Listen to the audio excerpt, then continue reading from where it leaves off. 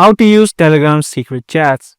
If you want to enable these end-to-end encryption inside of Telegram and want to create a secret chat with someone, in this video, let me show you exactly how it is done. All you want to do is open up Telegram and then first of all head over to the chat where you want to open up the secret chat. Once you're inside of a regular chat with someone, all you want to do is tap on the profile icon on the top. And once this menu opens up, you can see a three dotted line on the top right. And right here, you have the option of Start Secret Chat. Secret chats have a lot of features such as end-to-end encryption, self-destruct timer, and no forwarding messages. So there are a lot of benefits with using secret chats. As soon as you tap on the Start Secret Chat option, the secret chat will start.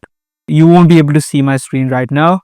It will be hidden by Telegram for privacy purposes and because this is a secret chat. Now you can chat normally with someone as you do on Telegram, but all of these messages will be end-to-end encrypted and will have no trace on Telegram servers either.